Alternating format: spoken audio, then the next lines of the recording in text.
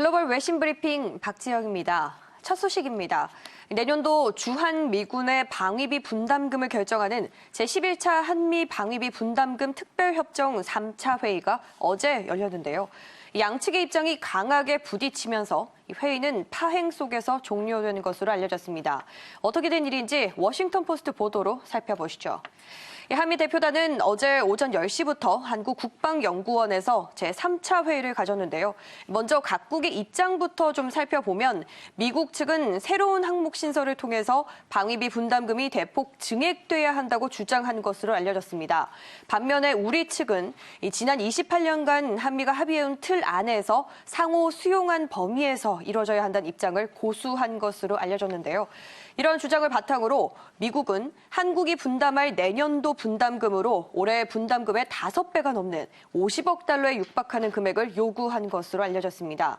이에 따라 한미는 차기 회의 일정에 대한 논의도 하지 못한 채 회담을 종료한 것으로 전해졌는데요. 하지만 10차 협정의 유효기간이 올해 말까지로 알려지면서 연내 타결 목표는 사실상 어려워질 것으로 보이고 있습니다.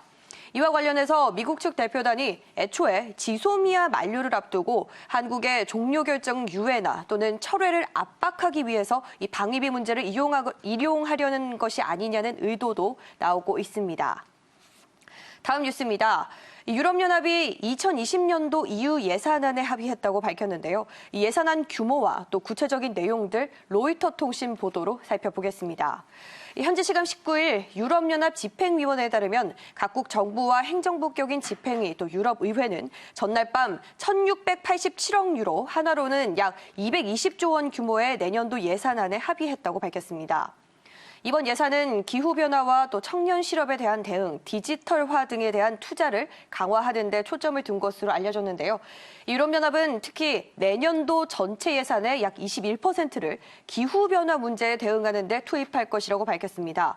이와 더불어 전체 예산의 거의 절반가량인 840억 유로는 회원국 간의 이 경제 격차를 완화하고 또 일자리 창출 등 유럽연합 경제의 경쟁력을 강화하는 데 할애하기로 결정했는데요. 이번 결정에 대해서 귄터 웨팅거 예산 담당 집행위원회는 이 고용 창출과 또 기후변화를 해결하는 데 도움이 될 것이며 청년과 더불어서 더 안전한 유럽을 위해서 투자할 것이라고 밝혔습니다. 다음 소식입니다. 미 연준이 당분간은 금리 인하에 나서지 않겠다고 거듭 시사했음에도 불구하고 벌써부터 내년도 금리 정책과 관련한 전망이 나오고 있는데요. CNBC 보도로 살펴보겠습니다. 제롬 파월 미 연준 의장은 경제 성장이 지속되는 한 현재 금리 정책에 변화를 주지 않을 것이라고 재차 언급한 바 있죠. 이에 따라 다수의 전문가들은 올해는 연준이 더 금리 정책 변화를 두지 않을 것이라고 판단하고 있지만 내년에 대해서는 의견이 엇갈리고 있는데요. 몇몇의 월가 전문가들은 내년에 연준이 적어도 한 차례 금리 인하에 나설 것이라고 예상했고 또 일부에서는 내년엔 3차례까지 금리 인하가 단행될 수도 있다는 분석을 내놨습니다. 노디아 에셋 매니지먼트의 세바스찬 갈리 전략가는 경기 침체에 대한 우려는 꽤 오래가고 이는 결국 소비자들에게 타격을 줄 것이라면서 결국에 연준은 금리 인하에 나서게 될 것이라고 밝혔습니다. 한편 또 다른 일각에서는 금리가 오히려 인상될 수도 있다는 전망을 내놨는데요. 루스홀드 그룹의 짐 폴슨 수석 투자 전략가는 기대 이상의 성장이 연준으로 하여금 금리를 인상하도록 강요할 수도 있다고 설명했습니다. 마지막 소식은 홍콩으로 한번 가볼 텐데요. 홍콩 시위대의 최후 보류였던 이 홍콩 이공대에서 시위대와 경찰의 치열한 공방전이 벌어지는 가운데 중국 정부가 강경파인 크리스탕 홍콩 경무처 차장을 경찰 총수로 공식 기용했습니다. 사우스차이나 모닝포스트의 보도입니다.